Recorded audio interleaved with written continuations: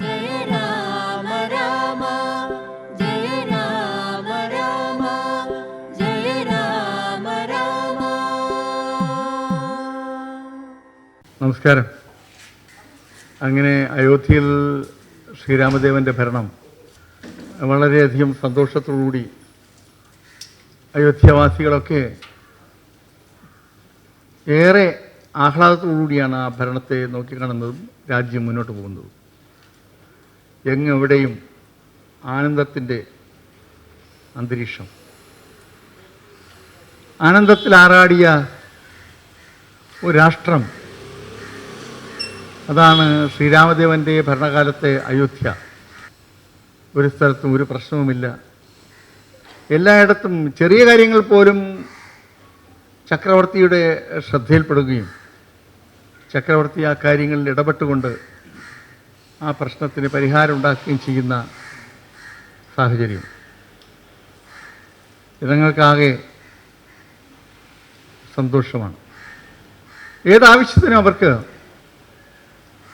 രാജധാനിയിലെത്താനും മഹാരാജാവിനെ കണ്ട് ഏതാവശ്യവും നടത്തിക്കാൻ പറ്റുന്ന സാഹചര്യമാണ് അയോധ്യയിലുള്ളത്. ജനങ്ങൾക്ക് അങ്ങനെ പ്രത്യേകിച്ച് ആവശ്യങ്ങളൊന്നുമില്ല. എന്തും അറിഞ്ഞ് നിർവഹിക്കപ്പെടുന്ന ഒരു അന്തരീക്ഷമാണ് അവിടെ നിലനിന്നിരുന്നത്.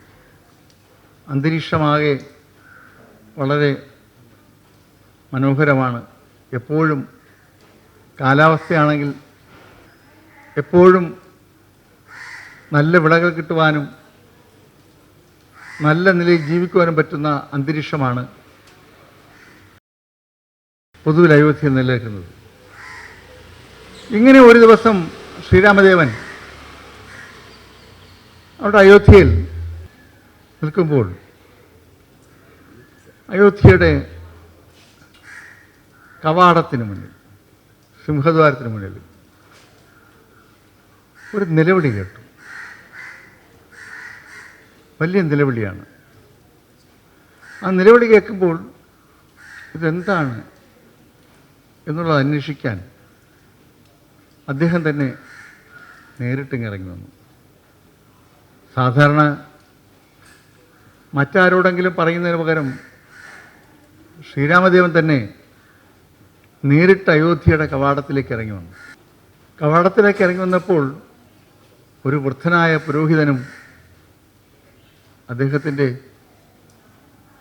കുടുംബവുമാണ്. കയ്യിൽ മരിച്ച ഒരു കുഞ്ഞുമുണ്ട്. ആ മരിച്ച കുഞ്ഞിൻ്റെ ശരീരം എടുത്ത് പിടിച്ചുകൊണ്ടാണ് ഇവർ അവിടെ നിന്ന് കരയുന്നത്.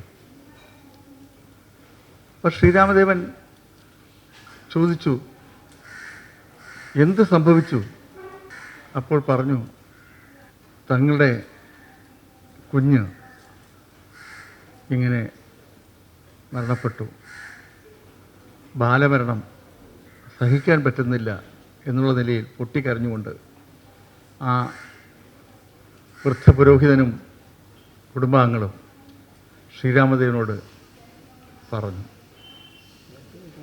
അപ്പോൾ തൻ്റെ രാജ്യത്ത് ബാലമരണങ്ങളില്ല എന്നുള്ളതാണ് ശ്രീരാമദേവൻ അതുവരെ മനസ്സിലാക്കിയിരുന്നത്. ശ്രീരാമദേവൻ അപ്പോൾ തന്നെ മഹർഷിശ്വരന്മാരായ വസിഷ്ഠ മഹർഷിയോടും നാരദ മഹർഷിയോടും ഇതെന്താ കാര്യം, ഇങ്ങനെ ബാലമരണങ്ങൾ ഉണ്ടാകാൻ കാരണം എന്താണെന്ന്. അപ്പോൾ ബാലമരണങ്ങൾ ഉണ്ടാകാൻ കാരണം എന്താണ് എന്ന് ചോദിക്കാൻ നാരദ മഹർഷിയോട് ആണ് നേരിട്ട് ചോദിച്ചത്, എന്താ കാരണം. അപ്പോൾ അത് കേട്ട് നാരദ മഹർഷി ഇങ്ങനെ പറഞ്ഞു, രാജ്യത്ത് അഹിതകരമായ എന്തോ ചില സംഭവങ്ങൾ അരങ്ങേറുന്നുണ്ട്. അതിൻ്റെ പ്രതികരണമാണിത്. അനർഹമായ എന്തോ സംഭവം ഏതോ ഭാഗത്ത് നിന്നും ഉയർന്നു വരുന്നുണ്ട്. അതിൻ്റെ പ്രതിഫലനമാണ് ഈ ബാലമരണം എന്നിങ്ങനെ പറഞ്ഞു. ശ്രീരാമദേവൻ അത് അന്വേഷിച്ച് കണ്ടെത്തുവാൻ തീരുമാനിച്ചു. വേറെ ഭടന്മാരെയൊന്നും ചുമതലപ്പെടുത്തില്ല. നേരിട്ട് താൻ തന്നെ രാജ്യമൊട്ടാകെ സഞ്ചരിച്ച് അതിൻ്റെ യഥാർത്ഥ വസ്തുത കണ്ടെത്തുവാൻ തീരുമാനിച്ചു. മനസ്സിൽ പുഷ്പവിമാനം വരുത്തുവാൻ വിചാരിച്ചു. അദ്ദേഹം മനസ്സിൽ വിചാരിക്കുമ്പോൾ പുഷ്പവിമാനം വന്നാൽ മതിയെന്ന് പുഷ്പവിമാനത്തോട് പറഞ്ഞിരുന്നു. അയോധ്യയിൽ രാമരാവണ യുദ്ധത്തിന് ശേഷം അയോധ്യയിൽ എത്തിച്ചേർന്ന് പുഷ്പവിമാനത്തിൽ ഇറങ്ങുമ്പോൾ പുഷ്പവിമാനത്തോട് പറഞ്ഞു, തിരിച്ച് വൈശ്രവണൻ്റെ അടുത്തേക്ക് പോകാൻ പറഞ്ഞു. അദ്ദേഹമാണല്ലോ പുഷ്പവിമാനത്തിൻ്റെ യഥാർത്ഥ ഉടമ. വൈശ്രവണൻ്റെ അടുത്തേക്ക് പറഞ്ഞയച്ച പുഷ്പവിമാനം അടുത്ത് തന്നെ പുഷ്പവിമാനം മടങ്ങി വന്നു. വൈശ്രവണൻ പറഞ്ഞു, നമ്മിൽ നിന്ന് ഈ പുഷ്പവിമാനം രാവണൻ ബലാത്കാരമായി എടുത്തുകൊണ്ട് പോയതാണ്. നാം അന്ന് തന്നെ മാനസികമായി ഇത് ഉപേക്ഷിച്ചു. ഇനി നമുക്കിത് വേണ്ട. ഇത് മടങ്ങി നേരെ ശ്രീരാമദേവൻ്റെ അടുത്തേക്ക് ചെല്ലുക എന്ന് പറഞ്ഞു. പുഷ്പവിമാനത്തെ അന്ന് മടക്കി അയച്ചു.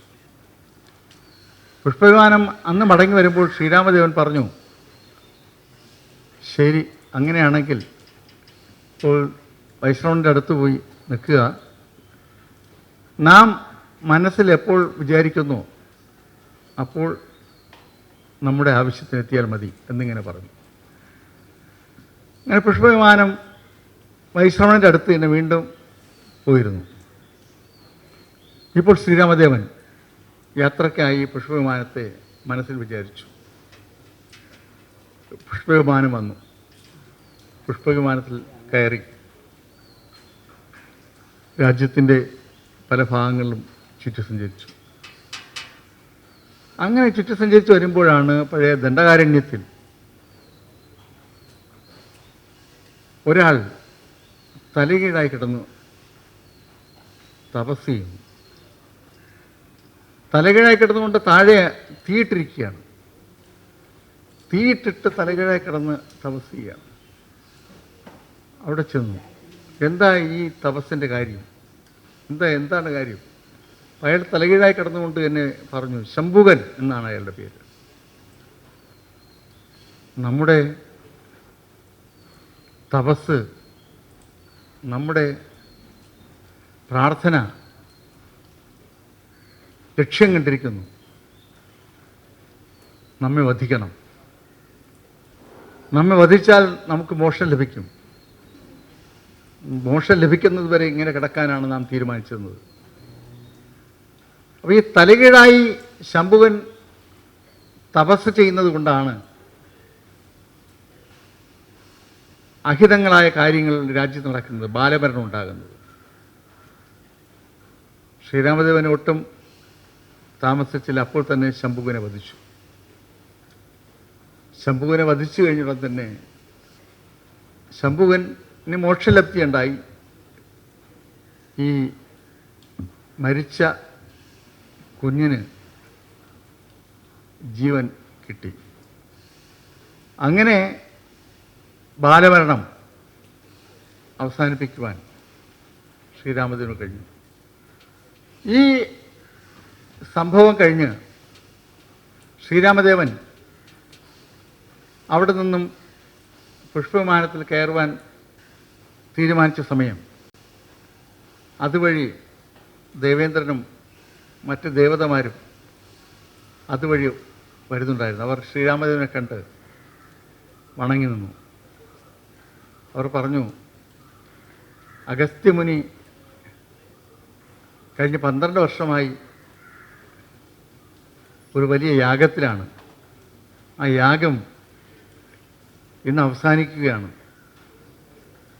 നാം എല്ലാം അങ്ങോട്ട് പോവുകയാണ്.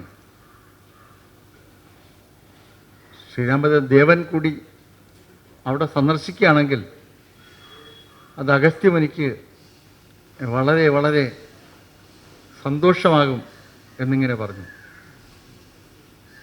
യാദൃച്ഛിക സംഭവിക്കുന്ന കാര്യമുണ്ടോ? അപ്പോൾ ശ്രീരാമദേവൻ പറഞ്ഞു, അഗസ്ത്യാശ്രമമല്ലേ, നമുക്ക് വളരെ സന്തോഷമുള്ള കാര്യമാണ്. നാമും ഇതാ നിങ്ങളോടൊപ്പം അഗസ്ത്യാശ്രമത്തിലേക്ക് വരുന്നു എന്ന് പറഞ്ഞ് ദേവന്മാരോടൊപ്പം നേരെ അഗസ്ത്യാശ്രമത്തിൽ എത്തിച്ചേർന്നു. അഗസ്ത്യമുനി സങ്കല്പത്തിൽ പോലും കാണാത്തൊരു കാര്യം, ശ്രീരാമദേവൻ നേരിട്ട് തൻ്റെ യാഗം തീർന്നതിൽ പങ്കെടുക്കുവാൻ എത്തിച്ചേർന്നിരിക്കുന്നു. അഗസ്ത്യമുനി സന്തോഷം കൊണ്ട് മതിമറന്നു. അദ്ദേഹത്തിന് വളരെ വലിയ സന്തോഷമായി. അങ്ങനെ ആ യാഗത്തിൻ്റെ പരിസമാപ്തി ഏറെ സന്തോഷത്തോടുകൂടി അവസാനിപ്പിക്കാൻ കഴിഞ്ഞതിൽ അഗസ്ത്യമുനിക്കും വളരെ വലിയ സന്തോഷമായി.